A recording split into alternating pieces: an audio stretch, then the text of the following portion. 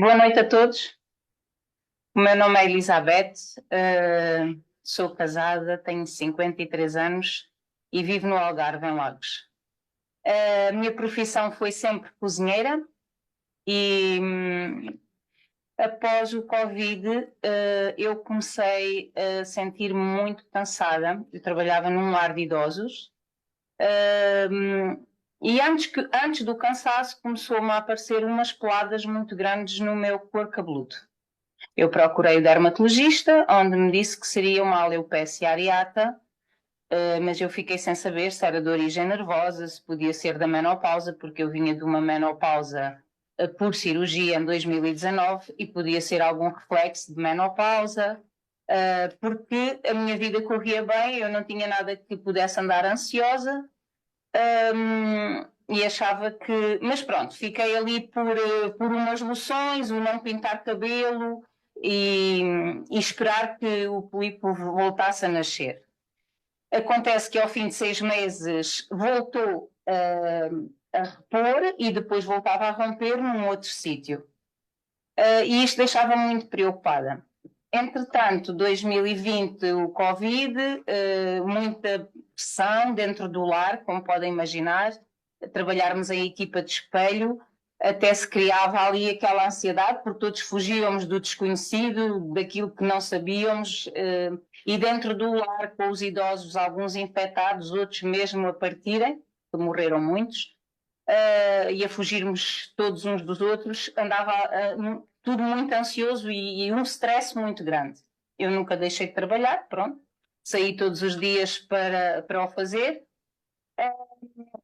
Comecei pelo processo da alopecia e, entretanto, começo a sentir um cansaço extremo. Qualquer coisa como não conseguir já pegar numa faca, muito menos num tacho, para poder deslocá-lo para cima de uma bancada, e senti que as minhas capacidades estavam a ficar reduzidas daquilo que eu conhecia ou que era o meu potencial enquanto aquilo que eu fazia. E chegava às 5 horas da tarde, eu não tinha força para fazer mais nada. Procurei médico, o médico de família, foi o médico do trabalho, que me disse que poderiam ser dores de esforço.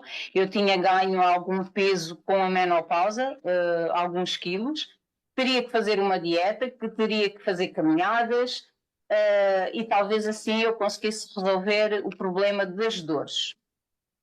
Ainda me falaram no canal Cárpio, porque eu não conseguia segurar as facas. E sempre na procura de algo mais natural, porque eu não queria químicos, sempre fui muito contra os químicos e lia sempre os folhetos todos, e quando começava a ler e a ver as contraindicações já estava a sentir e então não tomava.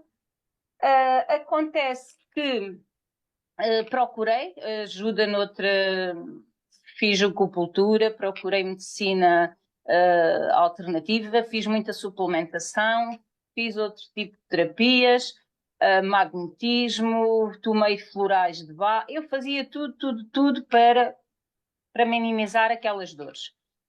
Só que cada vez o cansaço era maior e ao ponto de eu ter mesmo que deixar de trabalhar. Entretanto, uma amiga falou-me na fibromialgia. Eu não conhecia de toda a doença, até porque sempre fui uma pessoa saudável e nunca me. Sabia que era algo que dava muitas dores e que não. E que era uma doença autoimune. Pronto. E quando esta amiga me fala, eu fiquei assim um pouco assustada e disse: o que é que eu faço? Mas a que especialista é que eu vou para me ter diagnosticado ou não a fibromialgia? Procurei o reumatologista e onde me foi diagnosticada assim a fibromialgia e me fez um tipo de medicação e depois iria no próximo mês para ser ajustada. Eu, quando olhei aqueles químicos todos, eu pensei, eu não vou tomar isto. Mas eu estava tão mal que ainda tomei 3 dias e ao fim de 3 dias eu disse ao meu marido, eu não vou tomar, eu não quero isto. Isto deixa-me parada no tempo e no espaço, eu pareço um zombie e não tinha vontade de nada, só queria era dormir. Um, e então não tomei. Não tomei e fiquei com as dores, não é? Fiquei com as dores. Quando a junta médica me mandou trabalhar, eu tive que regressar ao trabalho e então ia a chorar e voltava a chorar.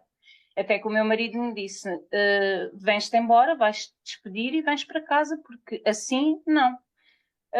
Vim para casa, fiquei desempregada, né? Despedi-me e ficava todos os dias sozinha em casa, porque o meu filho e o meu marido iam trabalhar e eu praticamente não tenho família em Lagos, não tenho cá ninguém.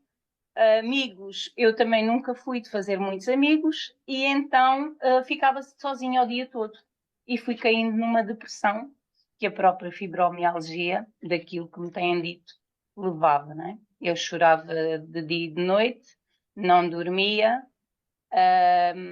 andava, comecei por sentir uma confusão mental na minha cabeça, ao ponto de eu chegar a uma certa determinada altura, eu sabia que tinha 2 filhos, mas eu não sabia dizer o nome deles. Eu sabia que a minha filha estava fora de Lagos, mas eu não sabia se ela estava em Lisboa ou se estava no Alentejo. Isto fazia-me assim uma confusão e eu fazia um grande esforço para perceber onde é que eu estava.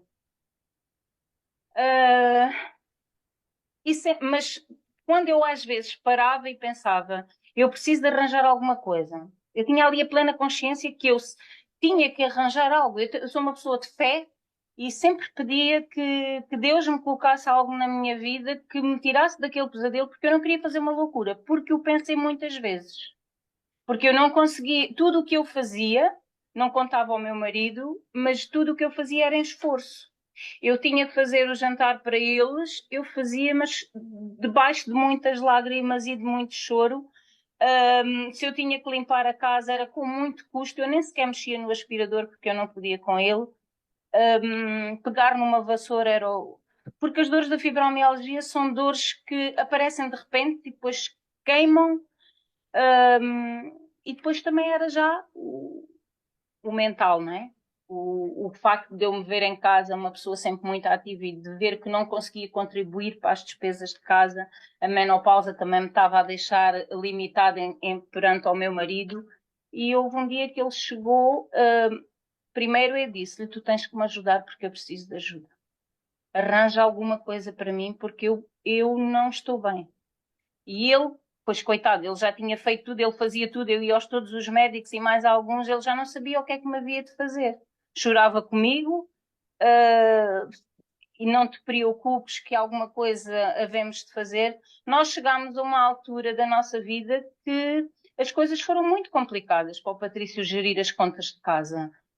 E eu sabia o esforço que ele estava a fazer. E isso ainda me levava a ficar pior, porque eu queria e não conseguia.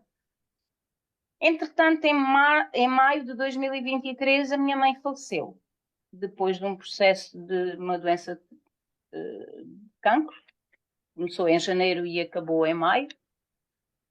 E quando a minha mãe partiu, aí foi o afundar.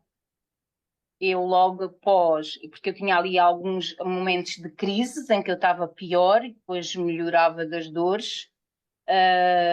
E depois da minha mãe ter partido, aí piorou, porque eu sentia as minhas pernas a ir abaixo. E aí é que entrei mesmo em depressão profunda. Aí é que foi mesmo a minha confusão mental, a confusão, os ataques de pânico, estar na sala, fugir para o quarto. E isto tudo sozinha, porque eles saíam às 8 da manhã e voltavam às 8 da noite.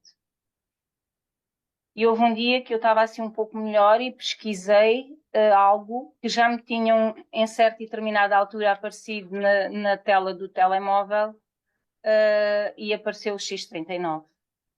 Apareceu o X39 e eu pus um post no Facebook